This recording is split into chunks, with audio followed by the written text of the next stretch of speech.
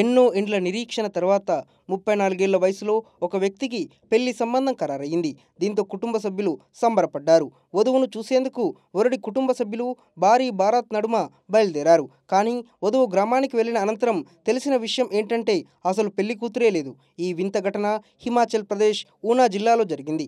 మంగళవారం నారీ గ్రామం నుండి 20 కిలోమీటర్ల దూరంలో ఉన్న సింగా గ్రామానికి వరుడి కుటుంబ సభ్యులు వెళ్లారు. కానీ గ్రామంలో ఏ మూల పెళ్లి సందడి లేదు. గ్రామ సర్పంచ్కి వధువు ఫోటో చూపించగా అసలు ఈ అమ్మాయి గ్రామంలోనే లేదు అంటూ ఆయన చెప్పిన మాటలు విని వరుడి గుండెల్లో గుణపం గుచ్చినట్లయింది. అసలు విషయం ఏంటంటే 34 ఏళ్ల వ్యక్తికి పెళ్లి సంబంధం చూడడానికి మధ్యవర్తి మను అనే మహిళ 50,000 రూపాయలు తీసుకుంది. అమ్మాయి మనును నిలదీయగా ఆమె పూటకో మాట చెప్పింది. ఈ నేపథ్యంలో ఆగ్రహించిన వరుడు పోలీసులను ఆశ్రయించి వాపోయాడు. మరోవైపు వరుడి కుటుంబ సభ్యులు తీసిన బారాత్కు అయిన 5,86,000 రూపాయల ఖర్చును మను భరించాలని గ్రామ పెద్దలు నిశ్చయించారు.